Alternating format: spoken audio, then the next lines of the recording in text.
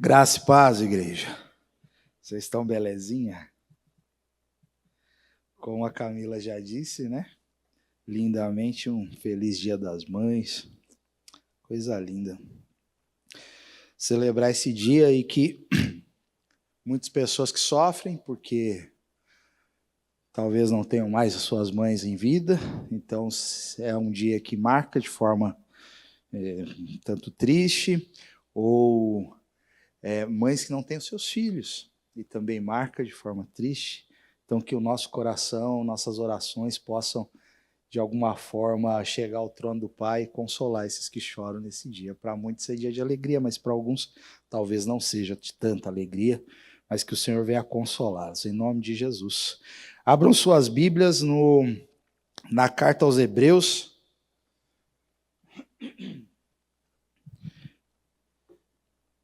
Alguns chegam a dizer que é o quinto evangelho.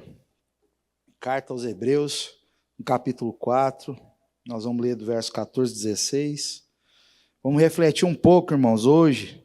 Graças a Deus, os louvores, eles foram escolhidos pelo Espírito Santo de Deus e exaltou mesmo assim o Senhor e me emocionou muito, porque é um pouco sobre isso que a gente vai falar hoje.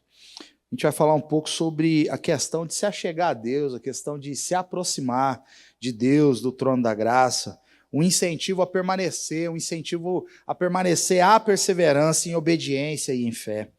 É comum, assim, muitas vezes, assim, a gente falar, né? Eu evito falar essas coisas, mas tem muita gente que fala assim, não, que falar com Deus é simples, é só você abrir a boca e sair falando, né? E tal, e Deus ouve. Amém, Deus ouve mesmo. Graças a Deus, né? Que Ele ouve. Deus, Ele ouve até as palavras que ainda não foram verbalizadas, elas ainda não foram construídas de forma sólida, e Ele já conhece, né? A palavra nem chegou à boca, Ele já conhece todos. Mas antes, assim, de abrir as nossas bocas para falar com Deus, sim, a gente precisa mesmo abrir o nosso coração.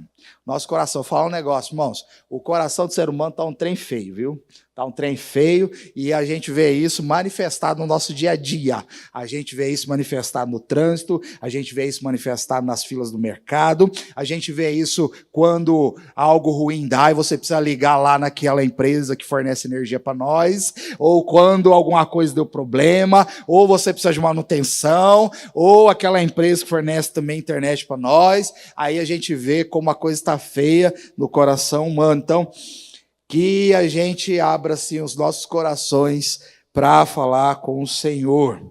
Certa vez, irmãos, antes de lermos aqui, no seminário, a gente abriu a grade de aula lá no seminário, que fique bem claro, um seminário que Camila e eu não completamos. Amém? Né? Senão fala, olha, fizeram seminário, fizemos uma parte e outra não fizemos. Mas aí abriu a grade lá de aulas, né, do seminário, e aí abriu uma matéria, assim, uma disciplina chamada Terapia do Coração. Quando abriu assim, a gente ficou, né, a gente é bobo, né, a gente ficou rindo. Vamos terapia do coração, não sei o que vai sair dessa aula, né, e tal.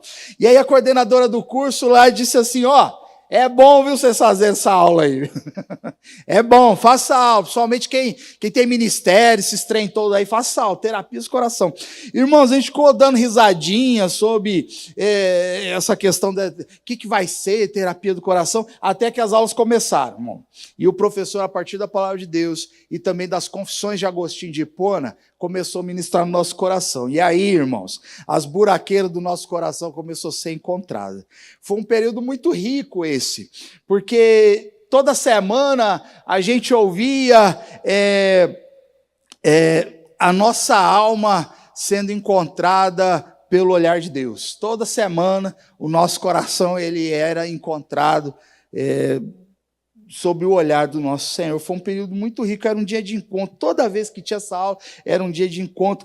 E eu ouvi algo assim de Agostinho, que eu não tinha lido ainda, e eu ouvi, e eu fiquei emocionado quando eu vi isso, que era um professor muito sensível, e ministrava mesmo o nosso coração. E certa vez Agostinho disse assim, feristes o meu coração com a tua palavra, e eu te amei.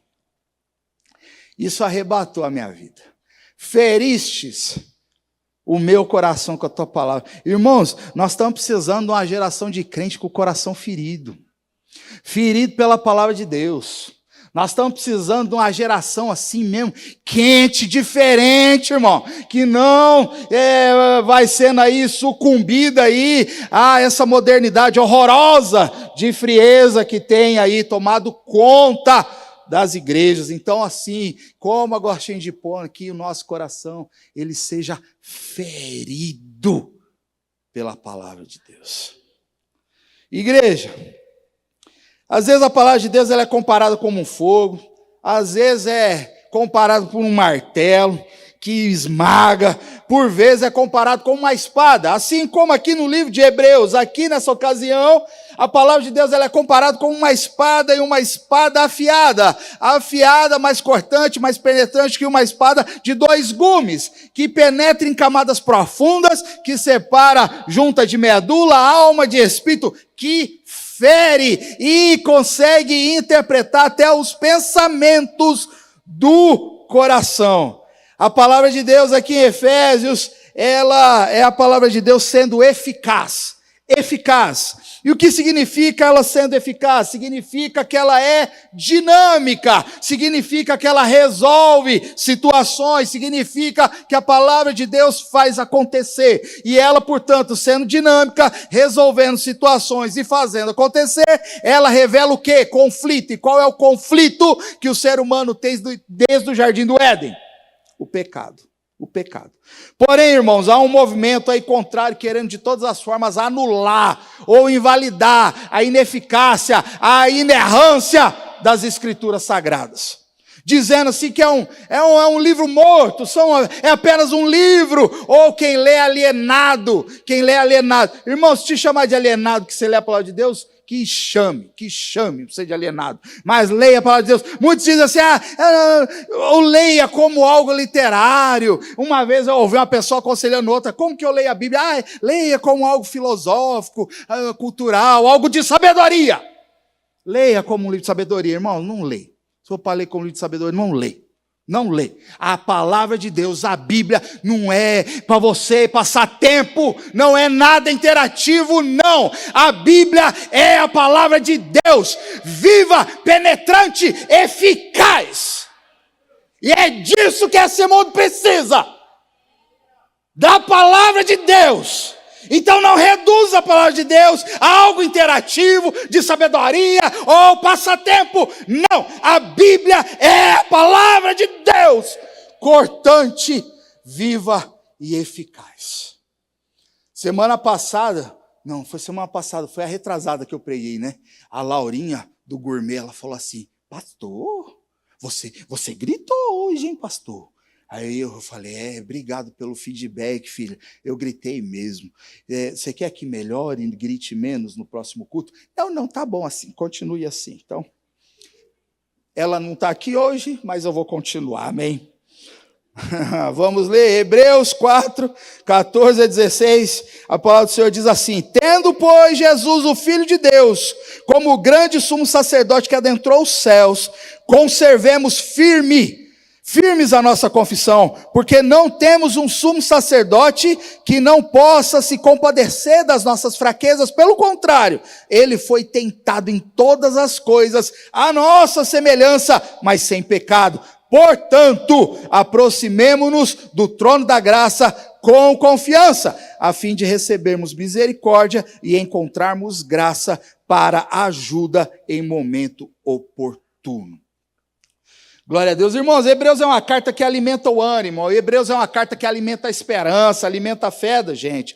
Hebreus, ele vai falar, o autor de Hebreus ele vai falar de esperança, vai falar de fé, vai falar de ânimo, iguais os louvores que nós cantamos aqui, iguaizinhos os louvores que nós cantamos aqui. Hebreus, uma das intenções do autor de Hebreus é trazer ao coração deste povo a esperança, é renovar neles, é reacender neles a esperança. Irmãos, Hebreus tem a sua autoria desconhecida.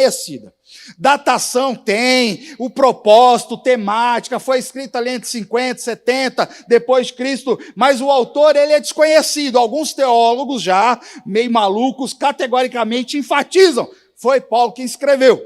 Outros chegam a dizer que talvez tenha ali dedo de Barnabé ou até Clemente, ali um dos pais da igreja do primeiro século. Eu, que não sou bobo nem nada, vou simplesmente dizer o autor de Hebreus. Amém? O autor de Hebreus. E o autor de Hebreus, ele vai falar em toda a carta aqui de Hebreus que Jesus, ele é melhor e ele é maior. Maior que os anjos, maior que Moisés, maior que Arão, maior que todos os sacerdotes da antiga aliança e que surgiram ao longo dos tempos, maior que qualquer instituição.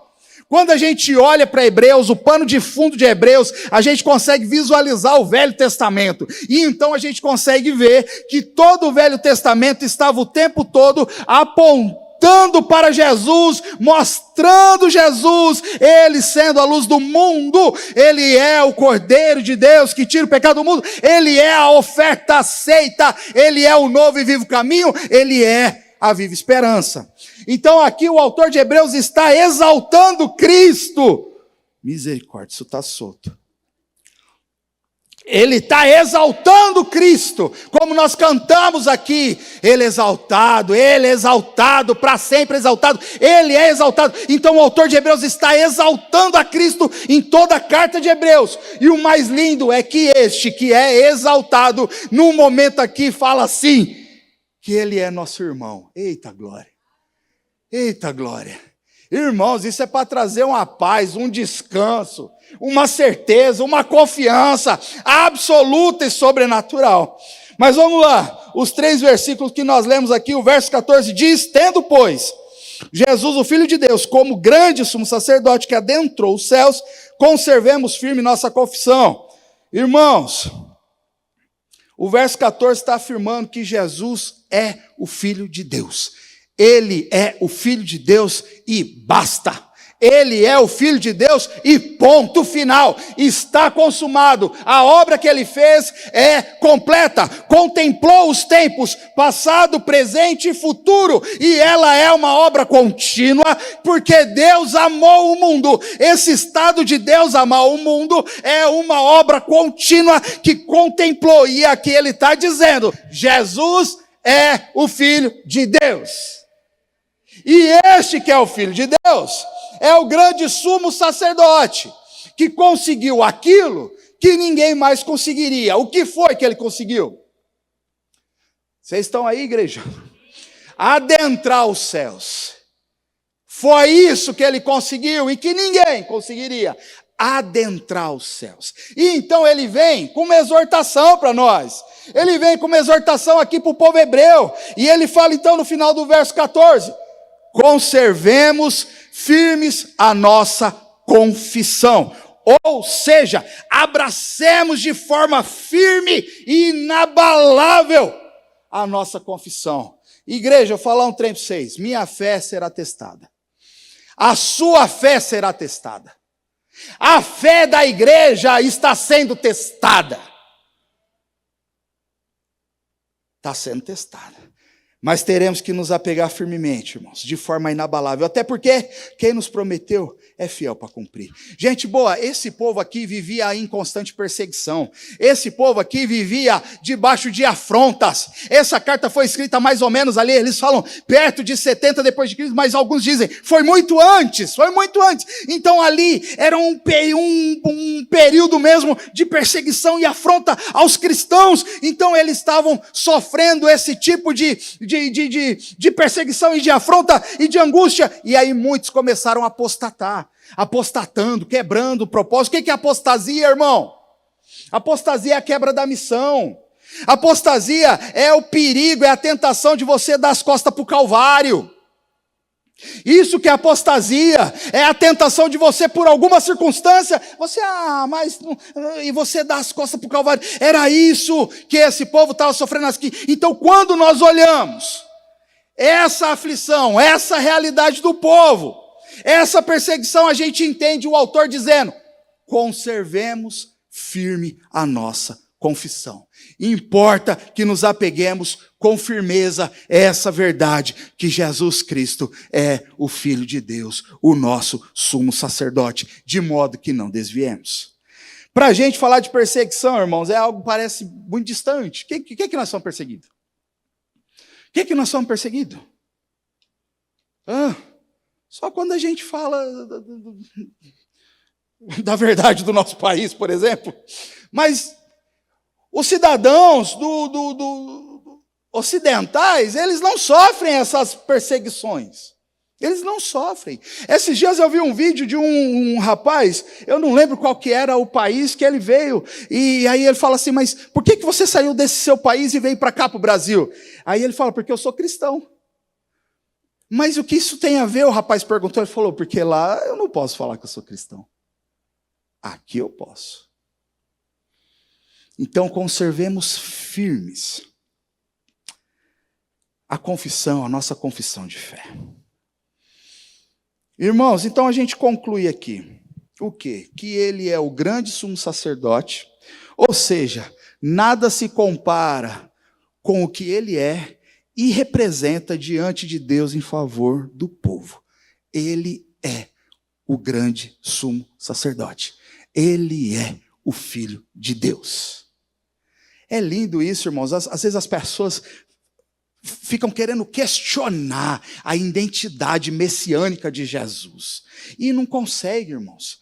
Eu lembro que no seminário, quando a gente fez aula de grego, tinha umas perguntas que a gente fazia para o nosso professor, ou a turma fazia assim, professor, mas o que quer dizer isso? Enquanto ele ficava ali ensinando as declinações, os verbetes, as pronúncias. Aí a gente perguntava, mas em tal versículo, por que isso e aquilo? Ele olhava e falava, excelente pergunta, é regra. A resposta dele era essa. É regra. Se é regra, ponto final, é regra. É regra celestial divina. Ele é o Filho de Deus. O único caminho para chegar ao Pai. É regra. É regra. Não vai mudar. Você pode pensar, desejar, inventar, qualquer outro tipo de coisa. É regra dos céus. É assim que funciona. Segunda coisa, irmãos, no verso 14. Penetrou os céus. Eu queria ter gastado mais tempo com isso, irmãos, mas eu não consegui. Aqui está no plural, que ele adentrou os céus, ele penetrou os céus. Eu lembro-me de Paulo falando lá em 2 Coríntios 12, que quando Paulo ele foi arrebatado, ele chega a dizer, ele crava isso, ele fala, eu fui arrebatado e me vi no terceiro céu. Me vi no terceiro céu. Outra diz a história que o próprio Clemente, como eu disse aqui, um dos pais da igreja do primeiro século, ele chegava a afirmar que tinha a existência de 7 céus. 7 céus.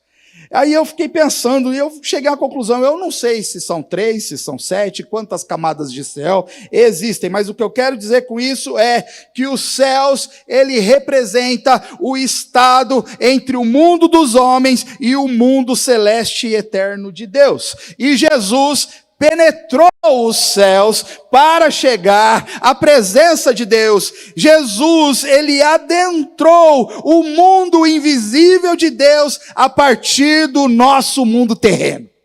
Oh, glória a Deus. Jesus, ele adentrou o mundo invisível de Deus a partir do nosso mundo terreno. E sobre essa verdade, que ele adentrou os céus, serve para dizer que ele é exaltado acima dos céus. Ele atravessou as regiões celestiais. Ele é o novo e vivo caminho. O caminho está aberto em direção ao Pai. Verso 15, vamos ler. Porque não temos um sumo sacerdote que não possa se compadecer das nossas fraquezas. Pelo contrário, ele foi tentado em todas as coisas à nossa semelhança, mas sem pecado. Irmãos, temos que tirar os nossos olhos de nós mesmos e fixarmos os nossos olhos apenas em Jesus. Apenas em Jesus. Tem uma frase do Projeto 231, que é o grupo de jovens da nossa igreja, que é quase um slogan: com os olhos fixos no bom pastor, prosseguimos. Com os olhos fixos no bom pastor, prosseguimos. Irmãos, o que eu quero dizer é, se você quiser que alguém te ajude, esse alguém é Jesus Cristo. Se você quiser que alguém te socorra, esse alguém é Jesus Cristo. Mas como nós lemos aqui sobre Jesus ser o grande sumo sacerdote, qual é o significado do sumo sacerdote? O sumo sacerdote, irmãos, ele é o principal sacerdote, ele é a figura religiosa de mais alta autoridade ali no antigo Israel. O sumo sacerdote, ele era responsável por liderar o culto e oferecer sacrifícios ali no tabernáculo, por representar o povo de Deus perante Deus. Então, uma das funções do sumo sacerdote era representar o povo no dia da expiação. Ele tinha que atravessar o santuário terreno a fim de prestar um serviço no Santíssimo Lugar, que era a expiação de pecado de todo Israel. Mas quando a gente olha para o Israel antigo, para essa questão do sumo sacerdote, quando a gente olha a aflição do povo, a gente percebe que muito da aflição do povo, ela se dava exatamente pelos líderes religiosos. Ela se dava exatamente por esses sacerdotes. Para você ter uma ideia, no tempo de Jesus, o sumo sacerdote ele já não era mais escolhido ali por linhagem, mas por partidarismo político, por intenção política. É só lembrar, lá na carta de João, existiam 2 sumos sacerdotes, Anás e Caifás. Quando Jesus é interrogado, eles levam até ali o templo, o palácio de Anás, que interroga ele, e depois leva ele ali ao templo de Caifás, que também era sumo sacerdote. Ou seja, um existia e continuou exercendo função, chegou um outro que também existia e continuava a exercer a mesma função do outro. Então, é o mesmo papel, ou seja, os abusos eram grandes. E aí você imagina, então, o autor de Hebreus chegando para o povo hebreu, que vive em perseguição, e muitas dessas perseguições eram causadas pelos sacerdotes religiosos judaicos da época, e ele pega e fala assim: nós temos um sumo sacerdote. Imagina a tensão na alma deles: nós temos um sumo sacerdote. Este, como nós lemos aqui, que se compadece, este que não abusa, este que não oprime, este que não julga nem segundo os seus próprios interesses, mas tudo que ele fez por conta do interesse do Pai. Eu fiz nada da minha própria cabeça, mas tudo que eu fiz porque meu Pai Celestial me ensinou. Irmãos, imagina isso caindo no ouvido deles, irmãos, essa tensão. E por que dessa tensão, irmãos? Só um minuto.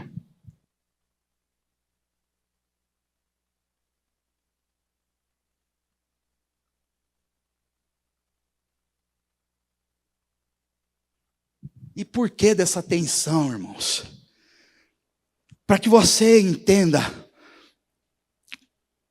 o tabernáculo, irmãos, o tabernáculo, ele tinha o arraial todo, aí ele tinha uma entrada, depois dessa entrada tinha ali o pátio exterior, que ficava o altar de sacrifício, a pia do lavatório, aí tinha uma portinha, e nessa portinha então, que era ali o santo lugar, e naquele lugar ali tinha então os pães da preposição, o altar de incenso, e outras coisas ali que existiam, e a partir dali tinha o véu, e depois do véu era a Arca da Aliança, que representava a presença e o juízo de Deus. Essa parte do véu, do Santíssimo Lugar, era feita apenas pelo sumo sacerdote, uma vez ao ano. E agora o autor de Hebreus está dizendo: nós temos um sumo sacerdote que se compadece de nós, que adentrou aos céus, direto à presença de Deus. Imagina o impacto nos corações destes ouvintes. Não precisamos mais de sangue de bodes, nem de novilhos. Não precisamos mais que um interessado e escolhido para todo Israel chegar à presença de Deus. O caminho agora está aberto. E o lindo dessa história toda é que o nosso sumo sacerdote Cristo, ele entende nossas fraquezas, não porque ele entende porque ele é apenas soberano, não. Mas ele entende porque ele experienciou, ele experimentou a condição humana sem comprometer a sua obediência. O capítulo 2, no verso 14 e 18, diz assim: Visto, pois, que os filhos têm participação comum de carne e sangue, também Jesus igualmente participou dessas coisas, para que por sua morte destruísse aquele que tem o poder da morte, a saber, o diabo, e livrasse todos os que pelo pavor da morte estavam sujeitos à escravidão por toda a vida, pois ele evidentemente não socorre anjos, mas socorre a descendência de Abraão. Por isso mesmo era necessário que em todas as coisas ele se tornasse semelhante aos irmãos, para ser misericordioso e fiel sumo sacerdote nas coisas referentes a Deus, e para fazer propiciação pelos pecados do povo, pois naquilo que ele mesmo sofreu quando foi tentado, é poderoso para socorrer os que são tentados. Ele é o Cristo, o sumo sacerdote que entende as nossas fraquezas, não porque é soberano e sabe de tudo, mas por ter experimentado a condição humana sem comprometer a sua obediência ao Pai. Portanto, igreja, a gente precisa dar atenção a esse sumo sacerdote. Veja só a relação e a sequência que o autor de Hebreus ele faz aqui, em tempo oportuno, por termos um grande sumo sacerdote. Irmãos, olha só que lindo, ele diz assim, ó, tem um trono, esse trono é o trono da graça, que você alcança socorro em tempo oportuno, e esse socorro que você alcança em tempo oportuno não é por um passe de mágica, mas por um grande sumo sacerdote, que adentrou os céus, e foi uma oferta aceita. Mas tem uma ação que ela é nossa, eu entendo que é nossa, que é aproximar-se do trono da graça. A minha esposa, ela não sabia nada dessa mensagem assim hoje, e ela fez algo aqui que eu achei tão bonito, que foi convidar a gente para vir à frente. Eu fiquei tão emocionado, porque esse é um ato, irmãos, de rendição, sabe? É um ato de rendição. É um ato de humilhar-se, você chegar à frente, na presença de Deus. São alguns passos de rendição ao Senhor. Esses passos, irmãos, são passos que a gente já tem que começar orando: Senhor, me encontre, fale comigo, tenha misericórdia de mim, dos meus pecados. Uma vez eu estava no culto, e me chamaram para pregar, para trazer uma palavra meio que de última hora, e nem me explicaram o que era para fazer. Simplesmente, vem cá, traz uma mensagem aqui. Irmãos, eu baixei a cabeça e saí contando meus passos de misericórdia, para não ser consumido pela ira de Deus, para que meus lábios não falassem bobagem. Eu acredito que deu tudo certo. Tem uma ação que é nossa, irmãos. Nos aproximarmos do trono da graça. Perceba, irmãos, aí no verso 16, que tem um portanto aí. Portanto, aproximemos do trono da graça. Por que esse portanto está aqui, irmãos? Gramática, né? Por que esse portanto está aqui? O que é que ele liga? O que é que ele liga? O que é que ele exprime? O que é que ele está dizendo? Ele está dizendo assim, ó, se ele, Jesus Cristo, ele é o Filho de Deus, se ele é o Filho de Deus, não apenas o sumo sacerdote, mas aqui a gente tem um exagero, ele é o grande sumo sacerdote, ou seja, há um exagero de qualidades e de virtudes para descrever quem é esse sacerdote. Ele é o grande sumo sacerdote, para dizer que ele é único, para dizer que ele é exclusivo, para dizer que ele é suficiente, para dizer que não há outro além dele. Portanto, se ele é o sumo sacerdote que adentrou os céus, que foi a expiação, perceba, ele não fez a expiação como fazia todos os sacerdotes da linhagem de Arão, mas ele foi a expiação aceita por Deus Pai no céu. Ele rasgou os céus, ele rasgou o véu dos tempos, contemplando o passado, presente, futuro. Ele adentrou a presença de Deus Pai. Portanto, se ele é isso, aproximemo-nos dele com confiança, não desesperados, não de qualquer forma, aproximemo-nos dele, não com objetivos próprios, interesses próprios, mas aproximemo-nos dele com o nosso coração rasgado, com confiança, com sinceridade de coração, com humildade diante do trono da graça, porque ali certamente obteremos graça e socorro em tempo oportuno. Oh, aleluia.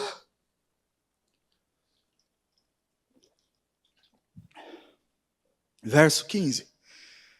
Porque não temos um sumo sacerdote que não possa se compadecer das nossas fraquezas, pelo contrário, ele foi tentado em todas as coisas, a nossa semelhança, mas sem pecado. O verso 15 vai falar da nossa fraqueza, irmãos. A nossa fraqueza ela é revelada aqui, irmãos. Em Cristo Deus é revelado, mas em Cristo as nossas fraquezas também são manifestas. É em Cristo que entendemos melhor quem é Deus, mas também é em Cristo que entendemos também o tamanho dos nossos pecados e fragilidades. Igreja, nós somos potencialmente fracos em nossa natureza, em nosso corpo biológico. Nós somos potencialmente fracos em nossos sentimentos. É isso. O salmista no Salmo 103, ele diz que nós somos pó e Deus se lembra disso. Oh, aleluia. Deus sabe que nós somos pó. Às vezes, irmãos, somos pegos de surpresa com o tamanho da nossa fraqueza, é ou não é? Às vezes somos pegos, não somos? Quer ver só um exemplo? Uma fala que falaram para você. E você não aceitou aquilo. Passaram um dia, uma semana, um mês, um ano, 10 anos, e você ainda está com isso. Por conta de uma fala. A nossa fraqueza. Eita. Cadê as esposas aqui? Os esposos já pegaram os maridos chorando por conta das dificuldades da vida?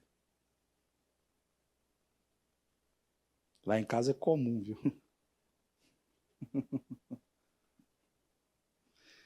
A trajetória, irmãos, da igreja, ou melhor, a trajetória da história da igreja, até os dias atuais nos ensina que cada época de perseguição para os fiéis é tempo de depuração. A gente tem vivido, sim, um período de perseguição, silencioso, frio e calculista, trazendo marasmo, trazendo soberba, um conforto desgraçado, mas tem depurado os que são do Senhor. Tem depurado. Então eu não podia deixar de falar isso. Cuidado com a apostasia, meu irmão. Cuidado com a tentação de dar as costas para o Calvário. Voltando, é próprio da nossa fraqueza humana esquivar-se dos múltiplos e diversos sofrimentos. É próprio da nossa natureza humana querer se esquivar dos sofrimentos, dos múltiplos, dos diversos sofrimentos. E se tem uma coisa que cristão gosta de anular é sofrimento. Tem cristão que não gosta nem de conversa ruim. Sabe conversa difícil? Não gosta. Não gosta. Só gosta de falar coisa boa. Amém. Precisamos lembrar, irmãos, este é meu filho amado em quem me comprazo. Precisamos lembrar disso. Por quê? Porque aquele que disse, este é meu filho amado em quem me comprazo, é aquele que não poupou seu próprio filho, mas o entregou por todos nós. Ele se fez a nossa semelhança, a igreja. Ele falou a nossa língua, ele falou na língua dos homens. Ele comeu nossa comida, ele chorou nosso choro, ele pisou no chão que a gente pisa, ele passou pelas nossas dores e aflições, ele compartilhou as nossas angústias, portanto, nada é desconhecido de Jesus. Agora, uma vez que ele abriu o caminho até o Pai, nós também devemos trilhar esse caminho. Nós temos o privilégio de seguir o Messias de Deus para dentro do santuário celeste. Nós temos esse privilégio. Aqui, irmãos, nós temos o grande sumo sacerdote, misericordioso, convidando um pecador fraco como eu, sujeito às tentações, um pecador fraco como você, sujeito às tentações, aí ao trono da graça, a trilhar em direção ao trono da graça. Esse é o verso 16. Portanto, aproximemo-nos do trono da graça com confiança, a fim de recebermos misericórdia e encontrarmos graça para ajuda em momento oportuno. Irmãos, o pecador que for arrependido e com fé, ele encontra graça e misericórdia. Ele, em dia de necessidade, ele volta saciado. Em dia de necessidade, ele volta com o coração aquecido. Mas o pecador, ele precisa ir até o trono da graça arrependido e cheio de fé. Irmãos, o que é graça? É o que Deus nos dá e nós não merecemos. O que é misericórdia?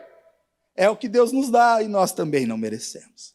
Ir até o trono da graça é ter assim, diante dos nossos próprios olhos, o encontro da nossa miséria, encontrando o socorro divino. Ir até o trono da graça é ter todo o seu ser transformado por uma ação que o seu coração é impulsionado direto pelo céu a chegar-se a ele.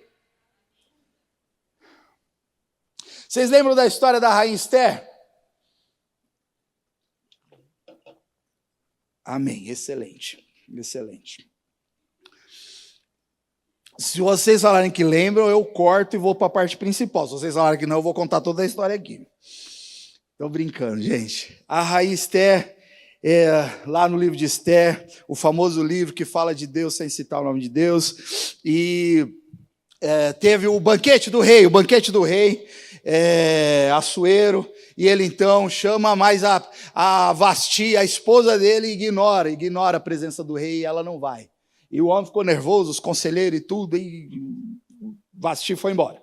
E então precisava escolher uma rainha para ficar ali naquele reinado junto com o rei. E então o Mordecai lá, que era sutil, enfim, pega Esther e escreve Esther para ser uma das donzelas, para participar ali, para ser uma das donzelas do rei. E Esther passa um ano se banhando com óleo, se preparando, aquele trem todo, para chegar à presença do rei. E quando chegou, meu irmão, o rei se afeiçoou, o rei se agradou, e o rei fez então de Esther sua rainha. Mas aí, como as coisas de crente é um trem terrível, vem uns miseráveis lá e começa com uma fofoquinha que não sei o quê, que iam matar o rei.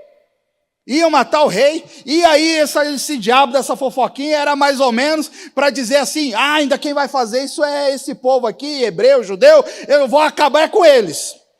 Essa mulher tomou de coragem, irmãos, e conversa com o tio, e eles proclamam lá, promulgam um santo jejum de 3 dias, ela se prepara, e ela vai e fica parada até a porta no pátio do palácio do rei. O rei assentado no trono. Quando vê a rainha Esther lá no pátio, ele pega e levanta o cetro de ouro. E essa mulher, então, atravessa o pátio do palácio e entra na presença do rei e toca no cetro. E ali ela encontra favor. Jesus é o nosso grande sumo sacerdote que está nos convidando a adentrarmos a presença do trono da graça. Aproximemo-nos do trono da graça. Esse termo, irmãos, aproximar-se do trono da graça, me faz lembrar a mulher do fluxo de sangue, que padecia dessa doença horrorosa, que minava suas forças, que envergonhava, levava ela distante da comunidade de pessoas, de contato. E ela disse consigo mesma, se apenas eu tocar na hora de suas vestes, eu serei curado. Se ao menos eu tocar, eu receberei favor.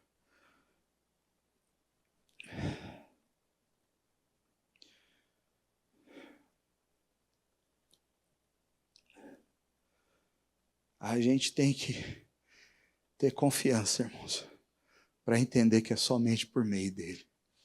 Se você quiser que alguém te ajude, esse alguém é Jesus Cristo. Se você quiser que alguém te socorra, esse alguém é Jesus Cristo. Não existe atalhos, irmãos, não existem atalhos. Não existe outra alternativa. Ele é o escolhido de Deus. Ele é o escolhido de Deus. Ele é o Santo de Israel. Como sempre disse lá o nosso querido professor Marcos Almeida. É regra, querido. É regra. É regra. E aquilo acalentava o nosso coração. Ele adentrou os céus, ele é a expressão exata do amor do Pai. Ele é a vontade do Pai, ele é do agrado do Pai. Vou fazer umas perguntas aqui, irmãos. Jesus veio para salvar ou revelar o Pai?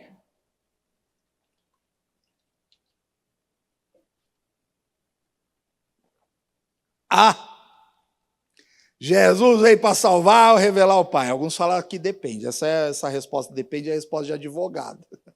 Advogado nunca dá a resposta, ele fala depende. Se tem algum advogado aqui? Não, aleluia. Jesus veio salvar ou revelar o Pai? Depende das duas coisas. Em João 6,44 diz que ninguém pode vir a mim se o Pai que me enviou não o trouxer. E eu o ressuscitarei no último dia. Ele veio buscar, ele veio salvar o perdido. Não importa quão longe o perdido esteja, Jesus veio para buscar e salvar. Em João 3,17 diz que porquanto Deus enviou o seu Filho ao mundo, não para que julgasse o mundo, mas para que o mundo fosse salvo por ele. Ele é o caminho, irmãos. Ele é o caminho. Mas o mais lindo de tudo é que Colossenses 1,13 diz que ele nos resgatou do império das trevas. Ele nos resgatou do domínio das trevas e nos transportou para o reino do Filho do seu amor. Esse ele que nos resgatou, quem é? Pode falar, igreja, venham no país livre, aleluia. Deus, ele, Deus, nos resgatou. Ele, o Pai, nos resgatou do domínio das trevas e nos levou para o império, para o reino do Filho do seu amor. É em Deus. Toda a obra de salvação consiste nele.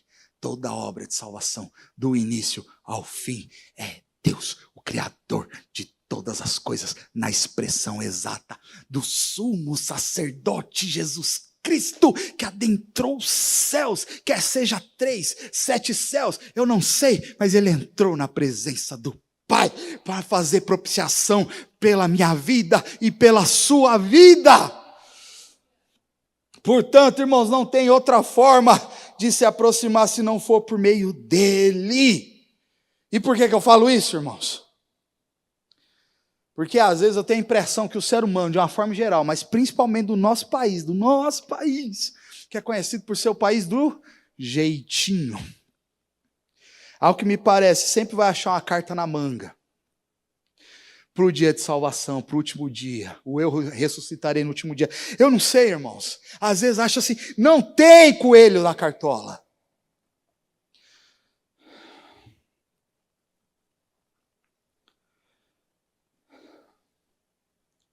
Vamos orar, né, igreja? Já tá bom, né?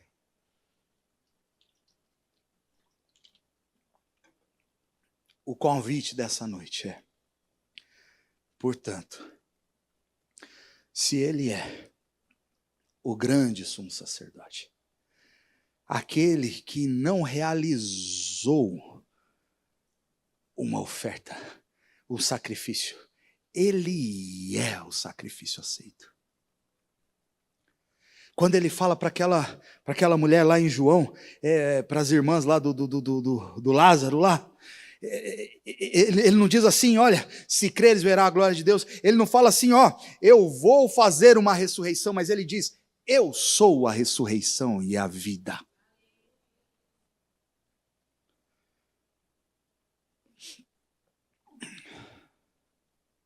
Eu fico pensando que o mais lindo de chegar à presença de Deus, antes mesmo de falarmos alguma coisa, seria o próprio Deus ouvir de nós alguma coisa do tipo, eu conheço você.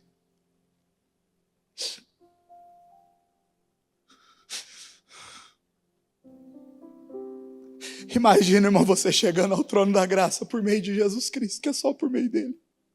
Por isso ele é o caminho, a verdade e a vida. E você chegando diante do trono da graça. E antes mesmo de você conseguir formular uma frase, você ouvia a voz do trono dizendo: eu conheço você. Eu conheço suas fraquezas. Eu conheço os seus medos. Eu conheço o seu esforço. Eu conheço a sua fé. Eu conheço a sua devoção. Eu conheço você. Feche o seu olho, amada igreja. Obrigado, Jesus, pela obra que o Senhor consumou na cruz do Calvário. Obrigado, Jesus, porque em obediência, o Senhor, Pai, experimentou a semelhança humana em fraqueza. Foi tentado a nossa semelhança, mas sem pecado. Portanto, nós temos um sumo sacerdote, o grande sumo sacerdote, que rasgou o véu dos tempos, passado, presente e futuro. Obrigado, Senhor Jesus, porque o Senhor foi para junto do Pai preparar a morada, e um dia há de voltar e nos levar para si mesmo.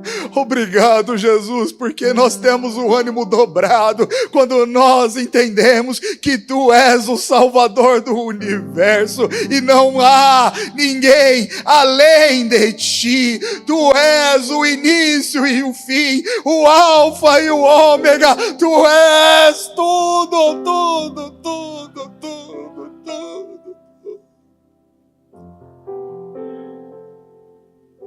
Tu és tudo. Em Ti estão as nações da terra. Crianças nascem, velhos morrem. Crianças nascem em Ti, velhos morrem em Ti. Há um caminho santo, puro, um caminho que o chacal jamais passará por ele, nem o animal feroz, mas há um caminho somente para os remidos. Nos atrai até Ti, Pai, até o Teu trono da graça. Nos leva, Senhor, a contemplar a beleza do trono da graça. Nos leva, Senhor, nos leva, Senhor, nos leva, Senhor. Aragadarai, xere adorou. Leva-nos, Senhor, para a Tua doce presença. Leva-nos, Senhor, aonde os ruídos somem, onde os barulhos se silenciam. Nos leva de volta para a Tua presença.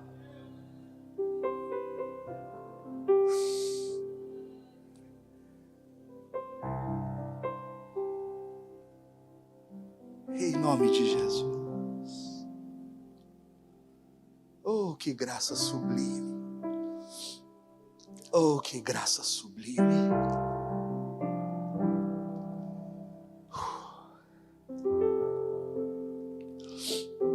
Guarda-nos, Senhor, como família Manaim. Guarda-nos, Senhor, como membros da nossa família em nossas casas. Guarda, Senhor, as nossas casas. Lembra-te de nós no último dia, Senhor. Lembra-te de nós no último dia, Pai. Continue passando Teu fogo, Teu sangue, encontrando, Senhor, os nossos de casa, os de perto e os de longe, Pai. Não há um tão perdido que o Senhor não possa salvar. Não há um casamento tão destruído que o Senhor não possa restaurar. Não há nenhuma enfermidade tão devastada que o Senhor não possa curar. O Senhor é bom, Pai.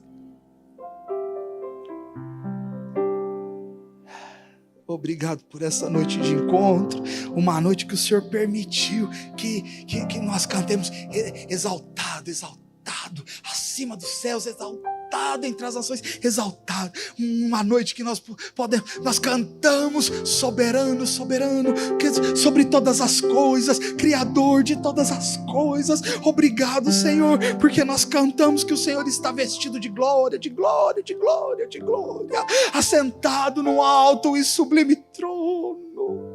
Obrigado, Senhor, porque os nossos lábios puderam dizer santo, santo, santo, sem sermos fulminados. Obrigado, Senhor, pelos meus irmãos desta noite. Obrigado pela tua presença. Que o grande amor de Deus, o Pai, que a graça de Jesus, o Filho, e que a comunhão e a consolação do Espírito Santo de Deus seja com cada irmão que nos assiste em casa e com cada irmão que está aqui neste templo, em nome de Jesus.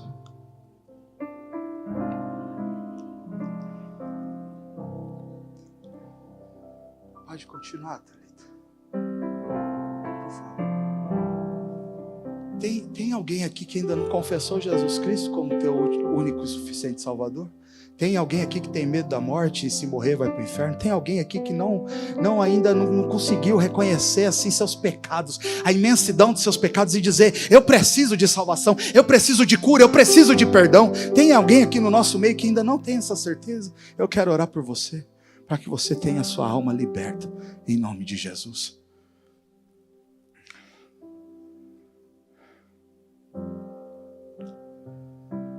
São seus, Pai, são seus. São seus. Vão na paz do Senhor, meus irmãos. Passem ali no espaço gourmet. Abençoe aquele ministério. Vão para casa cheios, sabendo que há um trono da graça que está aberto para mim e para você. Deus os abençoe. O véu rasgou.